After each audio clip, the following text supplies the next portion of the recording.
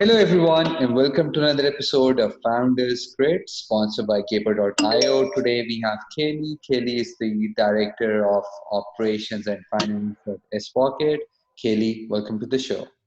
Thanks for having me. So, give us a brief background about yourself before Spocket, what you've been up to.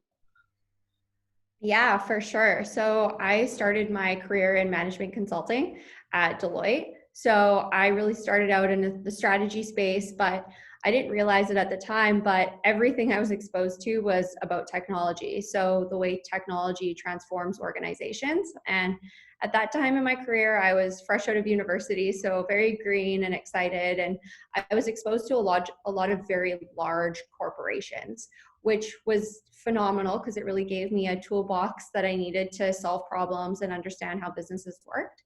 But ultimately, at the end of the day, after a number of years in consulting, I kind of realized that that probably wasn't going to be the long-term path for me. I'm super passionate about startups and entrepreneurship. Both my parents are entrepreneurs, and I've always had that kind of knack in my body. And so I slowly kind of transitioned out of consulting and moved into more of the startup space. And I eventually co-founded a company called Mob Squad. And Mob Squad's a company that helps build teams of developers remotely in Canada, mainly for companies in the United States. And so there's a lot of companies doing that. There's tons of different offshoring or outsourcing and lots of different kind of twists on how to build remote teams. And I think that's largely because as we see tech booming, there's so much desire and need for more developers and software engineers. And so we saw that need, but we put a bit of a spin on it in terms of helping highly skilled engineers from the United States, mainly on H-1B visas, relocate to Canada. And so it was a really exciting time, a great company that's still, helping a lot of companies down in the United States grow and sustain their development teams. But eventually, at the end of 2018, I moved back to Vancouver and joined Spocket. And now I oversee operations and finance for Spocket, which is a very fast growing dropshipping marketplace for US and European made products. Okay. So, and how's the journey been so far at Spocket? And if you can highlight a bit more on Spocket's business model. Yeah, it's been phenomenal. I mean, it's a really exciting time to be in the space. As we all know, e-commerce is booming, and we're really kind of seeing that happen even in our business. So the way Spocket works, we're a two-sided marketplace. So on one side, we have retailers who are looking to start and scale online stores, and they come to Spocket so that they can find products to add to their online store. And when they add these products to their store, they market and sell them, but they don't actually hold the inventory. So when they receive an order on their online store, Spocket Technology sends it to the supplier who packages and ships the product to the end customer. So it's all based on drop shipping. And as a two-sided marketplace, we have retailers on one side and suppliers on the other. And from a business model perspective, we charge a nominal monthly subscription for retailers to run their store. Okay. And unfortunate times because of COVID, but it has kind of like has been acting as a catalyst for multiple other businesses and all. So how's it been doing for Spocket? Yeah, that's a great question. So I think overall, Spocket has been a source of, I would say, stability for a lot of our retailers and a lot of our new retailers. So if you think about it, a lot of folks are, stuck at home, locked down, or unfortunately, some have lost their jobs. And the beauty of Spocket is that we help anyone start an online store. Anyone can be an entrepreneur. And so in these times, folks are turning to Spocket to start an online business. And so it's been really phenomenal to kind of be that source of potential income for up and coming merchants. And we've certainly seen changes on our platform just in terms of activity, sales, lots of positive indicators around the pandemic.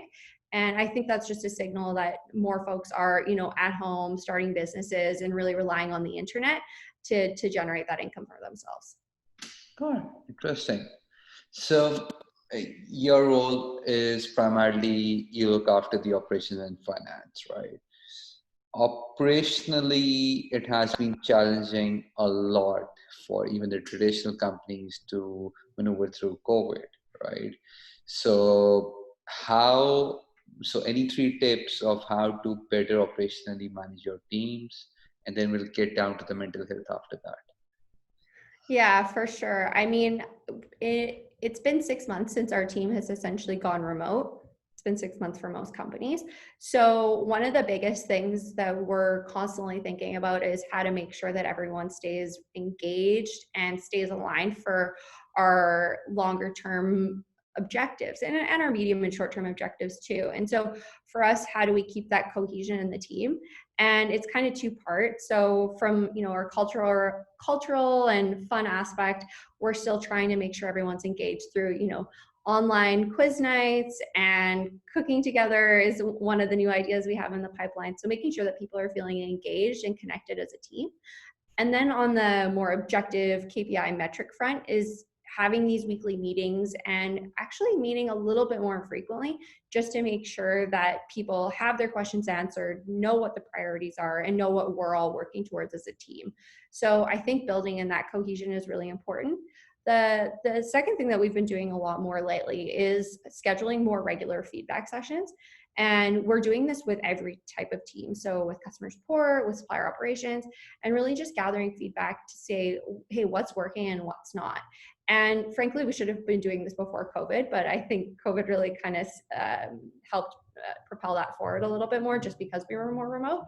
And we've garnered so much feedback from the team on things that we just had no idea was a pain point or was a challenge. And so I think scheduling these regular meetings, there's no agenda, it's very free flowing. That's been very valuable to us because we are a very structured team. Typically, all of our meetings have agendas. So it's been nice to have these meetings where anything you want to say, you can. And I think that bleeds into my third point is around innovation and creativity.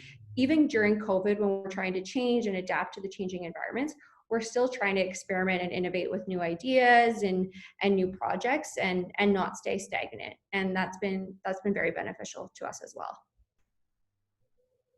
Interesting. So for us, it has been kind of like, we're also going through our learning curve. Yes, we've been building remote teams for a couple of years now, but yourself going remote, that was a challenge of its own, right? From the marketing to the sales.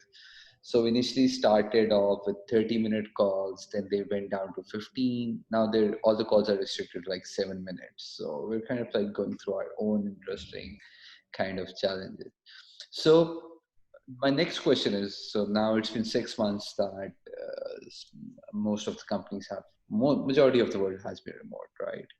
So would Spock, so now the discussion is coming up whether to go back to office or not.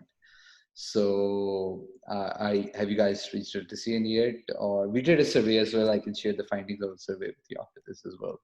So do you guys plan to go back to office? If not, then what are the team building activities that you intend to take eventually? Yeah, that's a great question. So I'm at the office right now. So I definitely enjoy being in the office and kind of getting away from home and creating that separation between home life and work life.